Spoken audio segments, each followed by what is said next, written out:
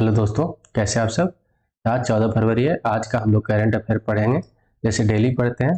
तो ये जो करंट अफेयर है किस किस एग्जाम के लिए इंपॉर्टेंट है। तो पहला है आपका कि अगर यूपीएससी का कोई वनडे एग्जाम देते हैं, जैसे कि एनडीए का देते हैं, सीडीएस का देते हैं, ईपीएफओ का देते हैं, पीसीएस का कोई भी एग्जाम देते हैं, जैसे बिहार का होता है, एमपी का होता है, झारखंड का होता है, राजस्थान का होता है। हम लोग जानते हैं कि करंट अफेयर बहुत ज़्यादा इंपॉर्टेंट होता है। 30 से 40 क्वेश्चन क्या होता है, करंट अफेयर का ही होता है। बैंक का कोई भी एग्जाम दीजिए, एसएससी का दीजिए, रेलवे का कोई भी एग्जाम दीजिए, और भी जो कम्पिटिटिव एग्जाम है उसके लिए क्या होगा, 100% महत्वपूर्ण साबित होगा ही होगा। वीडियो अच्छा लगेगा तो आप क्या करिएगा, लाइक कर दीजिएगा, कमेंट कर दीजिएगा, शेयर कर दीजिएगा, सब्सक्राइब कर लीजिएगा और बेल आइकन को दबा के रखिएगा ताकि आपके पास नोटिफिकेशन समय पे पहुंचता रहे। तो चलिए आज का क्लास शुरू करते हैं। पहला क्या है कि हाल ही में क्या हुआ कि खेलो इंडिया यूथ गेम जो होता है हर साल, वो अभी मध्य प्रदेश में हो रहा था, उसका अभी समापन हुआ है। इसमें सबसे ज्यादा पदक जीतने वाला कौन राज्य है ये आपको बताना है। तो पहला ऑप्शन है महाराष्ट्र, दूसरा है राजस्थान, तीसरा है आपका असम, चौथा है आपका गुजरात। तो इसमें से कौन है जो सबसे ज्यादा पदक जीता है। तो इसका जो सही उत्तर क्या हो जाता है, आपका महाराष्ट्र हो जाता है। ये बात याद रखिएगा। महाराष्ट्र इस बार सबसे ज्यादा पदक जीता है, जो 11 फरवरी का खत्म हुआ है अभी ये खेलो इंडिया यूथ गेम। ठीक है, ये बात याद रखिएगा। कहाँ हुआ है, मध्य प्रदेश में। ये भी ज्यादा पूछता है, ये भी बहुत बार बार पूछेगा आपसे। तो सबसे ज्यादा तो यही पूछेगा कि कहाँ हुआ था इस बार। मध्य प्रदेश के भोपाल में हुआ था। ये भी बात हम लोग को याद रखना चाहिए। ठीक है, महाराष्ट्र सबसे ज्यादा पदक जीता है। महाराष्ट्र इसमें क्या जीता है कि 56 को तो पहले गोल्ड जीता है, मतलब स्वर्ण पदक जीता है, और 161 पदक और भी जीता है। और इसके साथ ही क्या हुआ कि पहला पोजीशन पे रहा। ठीक है, हरियाणा दूसरे पोजीशन पे, मध्य प्रदेश तीसरे पोजीशन पे। और हम लोग जानते हैं कि कोई भी खेल होता है, कोई भी प्रतियोगिता हो, किसी चीज में हो, चाहे स्टडी में हो, चाहे तो खेल में हो, किसी भी फील्ड में होता है, तो कोई ना कोई रिकॉर्ड बनता है, तो कोई ना कोई रिकॉर्ड टूटता है। तो इस बार क्या हुआ कि राष्ट्रीय जो पहले का जो रिकॉर्ड था वो 25 रिकॉर्ड टूटे, जिसमें 19 तो क्या था, भारोत्तोलन में था। ये बात याद रखिएगा। चलिए हम लोग महाराष्ट्र के बारे में भी जान लेते हैं। महाराष्ट्र अभी जीता है, महाराष्ट्र न्यूज में भी है, क्योंकि यहाँ पर अभी रामबाई वैस यहाँ के क्या बने हैं, गवर्नर बने हैं, मतलब कि राज्यपाल बने हैं। ठीक है, तो इसके लिए अभी भी न्यूज में है। और अभी खेलो इंडिया यूथ गेम भी सबसे ज्यादा शीर्ष पे रहा है पदक जीत के, तो इसके लिए भी। तो इसका पहला क्या है कि स्थापना कब हुआ था, तो 1 मई 1960 को हुआ था महाराष्ट्र का स्थापना। 1 मई 1960 का एक और राज्य का स्थापना हुआ था, कौन था, गुजरात था। ठीक है, ये भी बात याद रखिएगा। इसका कैपिटल कहाँ है, तो मुंबई में है। ठीक, लार्जेस्ट सिटी मतलब सबसे बड़ा सिटी पूछ ले तो आपका मुंबई भी बताना है। डिस्ट्रिक्ट कितना है, तो 36 बता देना है। गवर्नर कौन है, तो अभी बने हैं रामबाई वैस है। और चीफ मिनिस्टर कौन है, तो एकनाथ शिंदे है। देवेंद्र फडणवीस यहाँ के मतलब कि उप मुख्यमंत्री है, डिप्टी चीफ मिनिस्टर है। और यहाँ पर जो क्या है, कैसा मतलब सभा है, तो यहाँ पर 2 सदनीय सभा है। ठीक है, 2 सदन वाला राज्य है, एक तो विधानसभा वाला और एक विधान परिषद वाला। ठीक है, तो विधानसभा विधान परिषद वाला कितने राज्य है, ये सब आपको बताना है कमेंट में। तो हम बता देते हैं, इसका कितना है, 6 है। ठीक है, ये बात याद रखिएगा। 6 है, कौन कौन, वो मैप से पढ़ लेंगे तो ज्यादा अच्छा रहेगा, क्योंकि मैप से याद रहता है। ठीक, यहाँ पर विधानसभा का सीट अगर पूछे तो 288 है, और विधान परिषद का मतलब काउंसिल का सीट कितना है, तो 78 है। ठीक है, राज्यसभा का सीट कितना है, 19 है, और लोकसभा का सीट कितना है, तो 48 है। कभी ये भी आपसे पूछ सकता है कि लोकसभा राज्यसभा जो है कहाँ पे है, तो संसद में है। तो संसद किससे किससे मिलकर बनता है, ये हम लोग जान लेते हैं। तो संसद जो है अपना लोकसभा, राज्यसभा और अपना प्रेसिडेंट, मतलब कि ये 3 से मिलकर बनता है। ये बात याद रखिएगा। पहले जान लेते हैं कि दो दो जो सदन वाले राज्य है कौन कौन है। तो पहला ऑप्शन है आपका, पेयर में याद रखिएगा, पहला है आपका महाराष्ट्र और दूसरा है कर्नाटका। फर्स्ट पेयर आप इसको बना लीजिए। दूसरा पेयर किसको बना लेना है, आंध्र प्रदेश और तेलंगाना, ये दोनों एक दूसरे से अलग हुआ है, तो दूसरा पेयर हुआ है। यूपी और बिहार दोनों एक जगह है और दोनों अपना जैसा है, तो ये बात भी याद रखिएगा, मतलब यूपी और बिहार बोला जाता है कि यूपी एंड बिहार। तो ठीक है, तीसरा पेयर हो जाता है। तो ये मैप से बहुत आसानी से याद रहता है, Maharashtra Karnataka, Andhra Pradesh and Telangana, UP and Bihar. पहले 7 था, कहाँ था, तो ये था जम्मू एंड कश्मीर में। जम्मू कश्मीर को जब 2019 में क्या हुआ कि यहाँ पर यूनियन टेरिटरी बना दिया गया, तो ये जो है द्विसदन सदन वाले वहाँ पे खत्म कर दिया गया और सिंगल है वहाँ पे सिर्फ अब विधानसभा है। ठीक है, तो अभी 6 है, कहाँ कहाँ, महाराष्ट्र, कर्नाटका, तेलंगाना, आंध्र प्रदेश, उत्तर प्रदेश और बिहार। ठीक है, ये भी हम लोग जान लेते हैं कि महाराष्ट्र किससे किससे बाउंड्री टच करता है, तो देख लीजिएगा, यहाँ पे गुजरात से करता है, यहाँ पे मध्य प्रदेश से, यहाँ पे छत्तीसगढ़ से, तेलंगाना से और कर्नाटका से, और यहाँ पर थोड़ा जो है छोटा जो है आपका गोवा से करता है। इधर अरेबियन सी है इसके, तो जिसका इंडियन ओशन का ही पार्ट है, इंडियन ओशन का पार्ट है, ये बात याद रखिएगा। चलिए अगला क्वेश्चन क्या है कि नासा ने किस कंपनी को न्यू ग्लेन एस्कैप्ड अनुबंध दिया है, ये आपको बताना है। इसमें से पहला ऑप्शन है ब्लू ओरिजिन को, दूसरा है वन स्पेस को, तीसरा है स्पेसएक्स को और चौथा है आपका इसरो का। इसका जो सही उत्तर क्या है, ब्लू ओरिजिन को दिया है। ठीक है, ब्लू ओरिजिन को क्या किया है कि एस्केप्ड के लिए अनुबंध एक दिया है। ठीक है, ये बात याद रखिएगा, कौन दिया है, तो नासा के साथ किया है, कौन, ब्लू ओरिजिन कंपनी। ठीक है, एक किसके लिए होता है, किस लिए किया गया है, किस मिशन के लिए किया गया है, तो हम लोग जानते हैं कि एक मंगल ग्रह है, मंगल ग्रह पे सौर और पवन के ऊर्जा को अध्ययन करने के लिए ये जो है नासा ब्लू ओरिजिन के साथ एस्केप्ड अनुबंध दिया है, ये बात याद रखिएगा। ठीक है, एस्केप्ड जो है नासा का क्या है, जो लघु अभिनव है ग्रहों की खोज करने के लिए, इसके लिए ये हिस्सा है एक किसका, सिंप्लेक्स का, ये बात याद रखिएगा। ठीक, चलिए नासा के बारे में भी जान ले, तो नासा क्या है, नासा का फुल फॉर्म भी कभी कभी पूछ देता है, तो national aeronautics space and administration इसका फुल फॉर्म है, मतलब पूरा नाम है इसका। इसका मतलब कि पूछे कि हेडक्वार्टर कहाँ, तो वाशिंगटन डीसी, जहाँ पे अमेरिका का राजधानी है वाशिंगटन डीसी, वहीं पर इसका हेडक्वार्टर है। ठीक है, एक बना कब था, तो ये बना था आपका 1958 में इसका स्थापना हुआ था, ये भी बात याद रखिएगा।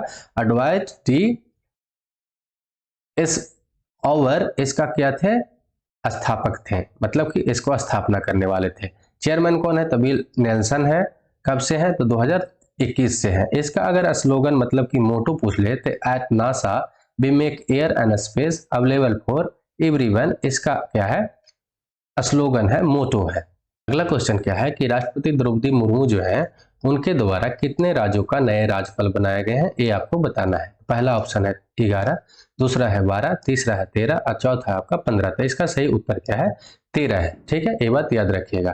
12 फरवरी को क्या हुआ कि महाराष्ट्र के नए राज्यपाल कौन बने, रमेश बैस बने हैं। ठीक है, और लद्दाख का जो उपराज्यपाल थे राधा कृष्णन माथुर, उनको इस्तीफे को स्वीकार करते हुए नए 13 राज्यपाल के नियुक्त किया गया है। एक बात याद रखिएगा, ये जो इस्तीफा देने के बाद हुआ, तो कभी भी राज्यपाल को कोई हटा नहीं सकता है, वो और सिर्फ क्या दे सकते हैं, राज्यपाल खुद से इस्तीफा दे सकते हैं, कोई हटा नहीं सकता है। ये संविधान में लिखा हुआ कहीं नहीं है, कोई हटाने का प्रावधान बना हुआ नहीं है अपना कॉन्स्टिट्यूशन में, सिर्फ और सिर्फ वो खुद से अगर इस्तीफा देते हैं तभी वो हट सकते हैं, ये बात याद रखना है। ठीक है, और भी ये पढ़ लीजिएगा, अपने अपने जो राज्य का है वो याद कर लीजिएगा कि कौन कौन बने हैं। तो सिक्किम के जैसे बने हैं लक्ष्मण प्रसाद आचार्य बने हैं, अरुणाचल प्रदेश के कौन बने हैं, कैवल्य त्रिविक्रम बने हैं लेफ्टिनेंट जनरल। ठीक है, झारखंड का जैसे कि बने हैं राज्यपाल सीपी राधाकृष्णन बने हैं। और भी जो है अपना अपना अगर राज्य के हैं, इस राज्य से बिलोंग करते हैं, तो ये तो जरूर ही याद कर लीजिएगा। हम लोग राज्यपाल के बारे में जान लेते हैं कि इनके नियुक्ति कैसे होता है, नियुक्ति होने के लिए क्या क्या पात्र होना चाहिए। तो इनकी योग्यता मतलब 100 जो 57 आर्टिकल है, 157 आर्टिकल है, उसके अनुसार से उसके अकॉर्डिंग से क्या होता है, इनको नियुक्त किया जाता है। नियुक्त होने के लिए क्या क्या होना चाहिए, ये तो सबसे पहले इनको इंडियन सिटीजनशिप होना चाहिए, भारत का नागरिक होना चाहिए, 35 वर्ष आयु प्राप्त कर लेना चाहिए। ठीक है, पागल या दिवालिया घोषित ना हुए होंगे, राज्य विधानसभा के सदस्य चुनने लायक योग्य होंगे, व्यक्ति चुनने लायक होंगे कम से कम, ये बात याद रखिएगा। और वह किसी केंद्र या राज्य में लाभ पद पर अधीन मतलब कि लाभ पद पर ना होंगे, तब भी उनको क्या होगा कि राज्यपाल बनाया जाएगा, इतना बात याद रखना है। ठीक है, अगला हम लोग क्या है, क्वेश्चन क्या है कि central board of direct tax जो है के साथ एपीए ठीक हस्ताक्षर करने वाला पहला पीएसयू कौन बना है, ये आपको बताना है। पहला है HPCL, दूसरा गेल है, तीसरा ONGC है और चौथा NTPC है। तो इसका जो सही उत्तर क्या है? गेल है। गेल जो है central board of direct tax के साथ पहला हस्ताक्षर करने वाला APA बन गया है। कौन? तो गेल है। ठीक है, ये बात याद रखिएगा। गेल बना है। तो ये जो क्या है कि व्यापार को आसान करने के लिए ये साइन किया गया है किसके साथ? तो अपना केंद्रीय प्रत्यक्ष कर बोर्ड के साथ। कौन किया है? तो गेल किया है। ये बात याद रखिएगा। क्यों किया गया है? तो व्यापार को आसान करने के लिए, गैर प्रतिकूल कर प्रणाली को बढ़ावा देने के, सरकार के समर्थन करने के लिए ये किया गया है। हम लोग जानते हैं कि भारत जो है बहुत ज्यादा किसी चीज का आयात करता है। आयात मतलब ज्यादा करता है और निर्यात कम करते हैं। तो हम लोग क्या करते हैं? रहते हैं डेफिसिट में रहता है अपना इकोनॉमी। इसको जैसे कि अमेरिका पर बहुत ज्यादा निर्भर है अपना कार्गो। ठीक है, यहाँ से स्थानीय गैस की मांग के लिए 55% क्या होता है? सिर्फ आयात पर ही निर्भर होता है। ये सबको क्या करना है कि आसानी करके जितना हो सके अपना ही कंपनी को देना है ताकि वो व्यापार आसान से हो। ठीक है, ये बात याद रखिएगा। चलिए अगला क्वेश्चन क्या है कि जो इसरो है, इसरो ने गगनयान मिशन को आगे बढ़ाने के लिए किसके साथ साझेदारी किया है? ये आपको बताना है। तो पहला ऑप्शन क्या है? भारतीय थल सेना, दूसरा है वायुसेना, तीसरा है भारतीय नौसेना और चौथा ऑप्शन है इसमें से सभी। तो इसका जो सही उत्तर क्या है? नौसेना है। नौसेना होने का टेक्निकल चीज भी क्या है? अगर सोचिएगा तभी आपको समझ में आ जाएगा। क्योंकि देखिए हम लोग जानते हैं कि नासा जो है या इसरो जो है बहुत सारा क्या करता है? स्पेस में कोई सामान भेजता है। वो अगर खराब होता है तो उसका मलबा जो है कहाँ गिरता है? समुद्र में गिरता है। और उसको निष्कासन करना भी है, साफ भी करना है समुद्र को। तो वो कौन करता है? कोई भी वहां का जो होता है नेवी ही करता है। तो किसके साथ किया गया है? तो नेवी के साथ किया गया है। इन भारतीय नौसेना के साथ ही किया गया है। ठीक है, क्रू मॉड्यूल क्या हुआ है कि अभी हम लोग जानते हैं कि इसरो जो है क्या है कि गगनयान मिशन लॉन्च करने वाला है और उसमें 3 लोगों को भेजेगा ऊपर। वो 3 लोग ऊपर जाएंगे तो फिर वो नीचे आएंगे तो जल पे आएंगे, समुद्र में आएंगे, फिर उनको पृथ्वी पर लाना होगा। तो इसके लिए क्या किया गया है? जो अपना इसरो है, इसरो कंपनी है, इसरो जो है क्या भारतीय नौसेना से क्या किया गया है? साझा किया गया है। ये बात याद रखिएगा। ठीक, अगर इसरो के बारे में जाने तो इसका जो फुल फॉर्म भी पूछ लेता है कि इंडियन स्पेस रिसर्च ऑर्गेनाइजेशन इसका पूरा नाम है। हेडक्वार्टर कहाँ है? तो बेंगलुरु में है, कर्नाटका में है। इसका स्थापना कब हुआ था? तो 1969 में हुआ था, 1969 में हुआ था 15 अगस्त को। विक्रम साराभाई इनके स्थापना किए थे। स्पेस कमीशन के अंडर ये काम करता है। ठीक है, ये बात याद रखिएगा। अभी यहाँ पर कौन है? चेयरमैन कौन है? ठीक है, चेयरपर्सन कौन है? तो एस सोमानाथ है। ये बात याद रखिएगा। चलिए अगला क्या है कि हाल ही में क्या हुआ कि टेस्ट क्रिकेट में सबसे तेज 450 विकेट लेने वाले पहले भारतीय कौन बन गए हैं? ये आपको बताना है। तो पहला ऑप्शन है ईशांत शर्मा, दूसरा मोहम्मद शमी, तीसरा है रविंद्र जडेजा और चौथा है आपके रविंद्रचंद्र अश्विन। तो इसका जो सही उत्तर क्या है? अश्विन है। ठीक है, रविचंद्र अश्विन है। ये जो मोहम्मद शमी है सबसे ज्यादा 150 विकेट लेने वाले हो गए, फास्टेस्ट 150 विकेट लेने वाले वनडे में हो गए। ये बात याद रखिएगा। और रविंद्र चंद्र अश्विन जो है 450 सबसे मतलब टेस्ट में तेज विकेट लेने वाले हो गए हैं। ये भी बात याद रखिएगा। टेस्ट में हो गए हैं सबसे ज्यादा, सबसे फास्ट लेने वाले कितने? तो 450 कौन है? तो रविंद्र चंद्र अश्विन है। ठीक है, भारतीय के लिए तो पहले पोजीशन पे है, लेकिन दुनिया के लिए कितने पोजीशन पे है? दूसरे के 2 आज बने हैं। ठीक है, पहले सबसे अच्छा मतलब बॉलिंग करने वाले कौन थे भारत की तरफ से टेस्ट में? तो 93 टेस्ट के मैचों में तुलना किया गया है। तो अब अनिल कुंबले से आगे निकल गए हैं कौन? रविंद्र चंद्र अश्विन। ये बात याद रखिएगा, रविचंद्र अश्विन। अगला क्या है क्वेश्चन कि प्रतिवर्ष दलहन फसलों के महत्व को उजागर करने के लिए विश्व दलहन दिवस कब मनाया जाता है? तो आपका पहला ऑप्शन है 10 फरवरी, दूसरा है 11 फरवरी, तीसरा है 12 फरवरी और चौथा है 13 फरवरी। तो सॉरी, इसका जो सही उत्तर क्या है? आपका 10 फरवरी है। ये बात याद रखिएगा। राष्ट्रीय महासभा है जो जनरल असेंबली है यूनाइटेड नेशन का, वो 10 फरवरी को विश्व दलहन दिवस के रूप में नामित किया है। ये बात याद रखिएगा। ठीक, और इसका थीम इस बार का क्या है? Pulses for sustainable future. Pulses जो है हम लोग जानते हैं कि जो दाल जो है बहुत ज्यादा जो वेजिटेरियन लोग के लिए प्रोटीन प्रोवाइड करने वाला सबसे सस्ता और आसान उपाय होता है। ठीक, ये भी बात याद रखिएगा। अगर हम लोग यूनाइटेड नेशन जनरल असेंबली के बारे में जाने, मतलब संयुक्त राष्ट्र महासभा के बारे में जान ले, तो इसका हेडक्वार्टर कहाँ है? न्यूयॉर्क में है। यूनाइटेड नेशन मतलब अमेरिका में है, ये बात याद रखिएगा। यूनाइटेड स्टेट ऑफ अमेरिका में है। इसका स्थापना कब हुआ था? तो 1945 में हुआ था, ये भी बात याद रखिएगा। फाउंडर कौन है? तो यूनाइटेड नेशन ही है। और पेरेंट ऑर्गेनाइजेशन किसके अंदर काम करता है? तो यूनाइटेड नेशन ही काम करता है। इसमें कितना है, सदस्य कितने हैं? तो 193 है। ठीक है, यहाँ पर 5 ये जो भाषा बोला जाता है, ये बात याद रखिएगा। ठीक, अंग्रेजी, चीनी जो हाल ही में कुछ साल पहले जोड़ा गया था, रूसी, फ्रांसीसी और स्पेनिश और एक अरबी। पहले 5 था, लेकिन इसको जब चीन को जोड़ा गया, चीन का आप बताइएगा कि कौन सा भाषा है, तो कमेंट में आप लिख दीजिएगा। ये बात आपको बताना है, तो कौन सा है, मतलब कि कौन कौन सा यहाँ का अधिकारी भाषा कौन है? तो अंग्रेजी है, चीनी है, रूसी है, फ्रांसीसी है, स्पेनिश है और अरबी है। ठीक है, अभी अध्यक्ष कौन है? तो अब्दुल्ला शाहिद है, जो संयुक्त राष्ट्र महासभा के अध्यक्ष है। ठीक है, अगला क्वेश्चन क्या है कि हाल ही में विज्ञान में महिलाओं और बालिकाओं के लिए अंतर्राष्ट्रीय दिवस कब मनाया गया है, ये आपको बताना है। तो पहला ऑप्शन है 8 फरवरी, दूसरा है 9 फरवरी, तीसरा है 10 फरवरी, चौथा है आपका 11 फरवरी। तो इसका जो सही उत्तर क्या है? 11 फरवरी को मनाया गया है। जो जनरल असेंबली है, यूनाइटेड नेशनल जनरल असेंबली, 11 फरवरी को महिलाओं और लड़कियों के लिए अंतर्राष्ट्रीय विज्ञान दिवस को ऐलान किया है। ठीक है, ऐलान किया है, ये बात याद रखिएगा, और हर साल मनाया जाता है। ठीक, 11 फरवरी को ये मनाया गया। ठीक है, ये बात याद रखिएगा। और इस साल का जो थीम था, इस बार कितने नंबर का संस्करण था? तो 8वें नंबर का संस्करण था।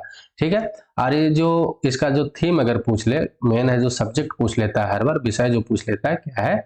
तो इनोवेटेड, दिखाना, ऊपर उठाए, एडवांस और सतत और समान विकास के लिए आगे लाना है। किनको? महिलाओं और लड़कियों के लिए। हम लोग जानते हैं कि 50% पॉपुलेशन होते हुए भर में भी इनका जो रोजगार में है, विज्ञान में है, बहुत कम योगदान होता है महिलाओं को। तो ऐसा नहीं है, उनको भी साथ में लाना है, तभी देश बढ़ेगा। देश बढ़ेगा तो पूरा दुनिया बढ़ेगा। ठीक है, अगला क्वेश्चन क्या है कि हाल ही में विश्व यूनानी दिवस कब मनाया गया है? पहला है 9 फरवरी, दूसरा है 10 फरवरी, तीसरा है अपना 11 फरवरी और चौथा है 12 फरवरी। तो इसका जो सही उत्तर क्या है? 11 फरवरी को क्या किया गया? यूनानी दिवस मनाया गया है। ठीक है, ये बात याद रखिएगा। यूनानी जो है किसके अंडर काम करता है? तो ये आयुष मंत्रालय के अंडर काम करता है। विश्व यूनानी दिवस 2017 में हैदराबाद के केंद्रीय यूनानी चिकित्सा अनुसंधान में मनाया गया था पहली बार। ये बात याद रखिएगा। तब से क्या है कि 2017 से अभी तक मनाया जा रहा है और आगे भी मनाया जाएगा। इसका उद्देश्य क्या है? इस दिवस का मनाने का, क्यों मनाया जाता है? कोई तो उद्देश्य होगा। तो यूनानी दवाओं के बारे में लोगों को बताना है कि ये फायदेमंद होता है, इससे को उसे इलाज करिए, ये साइड इफेक्ट नहीं होता है। हम लोग जानते हैं कि होम्योपैथी जो दवा है या कोई आयुर्वेदिक दवा होता है जो कम इफेक्टिव, तो धीरे धीरे इफेक्ट तो करता है, लेकिन वो उसका साइड इफेक्ट नहीं होता है।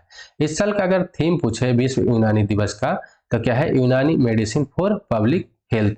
ये बात याद रखिएगा। अगला क्वेश्चन क्या है कि 12 फरवरी 2023 को प्रधानमंत्री नरेंद्र मोदी ने किस महापुरुष के जयंती पे, मतलब जिनका जयंती कितना था, 200वीं जयंती था, उस जयंती पे साल भर चलने का समारोह का शुरुआत किए हैं? तो ये आपको बताना है। पहला ऑप्शन क्या है? भगत सिंह, दूसरा ऑप्शन क्या है? रविंद्रनाथ टैगोर, तीसरा ऑप्शन क्या है? महर्षि दयानंद सरस्वती, और चौथा ऑप्शन क्या है? शेख मोहम्मद अब्दुल्ला। तो इसका जो सही उत्तर क्या है? दयानंद सरस्वती, महर्षि दयानंद सरस्वती है, ये याद रखिएगा। ठीक है, 12 फरवरी को ये कहां पर हुआ? तो दिल्ली के इंदिरा गांधी इंडोर स्टेडियम में महर्षि दयानंद सरस्वती के 200वीं जो जयंती हुआ, उसी पे एक समारोह का शुरुआत किया गया। कौन किए हैं? तो प्रधानमंत्री किए हैं। इनका जो जन्म हुआ था, कब हुआ था? 12 फरवरी को कहां पे? गुजरात में हुआ था, 1824 ईस्वी में। ये बात याद रखिएगा। असैसिनेटेड का मतलब क्या होता है कि कोई बहुत जानकार व्यक्ति हो और बहुत न्यूज में रहने वाला व्यक्ति हो और उनका कोई मर्डर कर दे, कत्ल कर दे, तो उसको क्या बोला जाता है? असैसिनेटेड बोला जाता है। मतलब इनका मृत्यु कब हुआ था? तो ये 30 अक्टूबर 1883 ईस्वी को अजमेर में, राजस्थान में हुआ था। ठीक है, और इनका एक ऑर्गेनाइजेशन फाउंड किए थे, ये भी बात याद रखिएगा कि ये तो बहुत काम थे, लेकिन ये सबसे ज्यादा हम लोग को एग्जाम के लिए इंपॉर्टेंट हो जाता है। आर्य समाज, आर्य समाज का संस्थापक कौन थे? तो दयानंद सरस्वती थे। ठीक है, और इनका दर्शन क्या है, फिलॉसफी क्या है? तो वेदों की ओर चलो, ये इनका स्लोगन भी था, इनका फिलॉसफी भी था, ये बात याद रखिएगा। अगला क्वेश्चन क्या है कि साइप्रस देश का नया राष्ट्रपति किसे चुना गया है?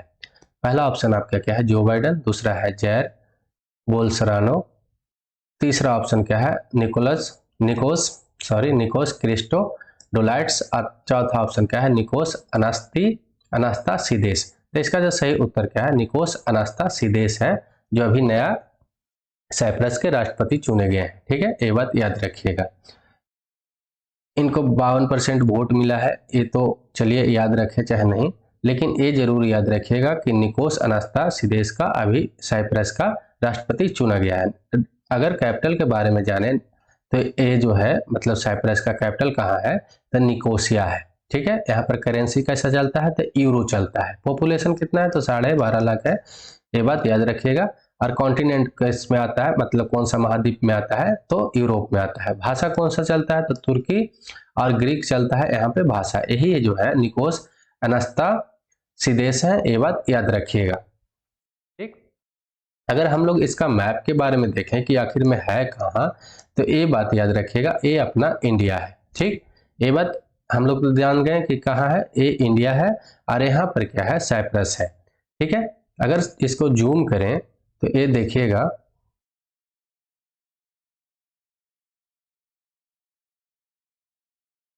ये क्या है? साइप्रस है। ठीक है, ये साइप्रस है, ये बात याद रखिएगा। साइप्रस के अगर चारों बगल देखिए तो चारों तरफ क्या है? सिर्फ और सिर्फ समुद्र ही समुद्र है, मतलब कि एक क्या है? एक टापू देश है। ठीक, ऊपर में क्या है? तुर्की है, ये बात याद रखिएगा। ठीक है, ऊपर में क्या है? टर्की है, तुर्की है, यहाँ पर लेबनान है, और ये मेडिटेरियन सी के अंदर है, ये भी बात याद रखिएगा। इसके चारों तरफ क्या है? मेडिटेरियन सी फैला हुआ है, ये भी बात याद रखना है। तो चलिए आज के लिए तो इतना ही। वीडियो अच्छा लगेगा तो क्या करिएगा, लगा हुआ हो तो क्या करिएगा, लाइक कर दीजिएगा, कमेंट कर दीजिएगा, शेयर कर दीजिएगा, सब्सक्राइब कर लीजिएगा। चलिए ठीक है, आज के लिए इतना ही। जय हिंद, जय भारत।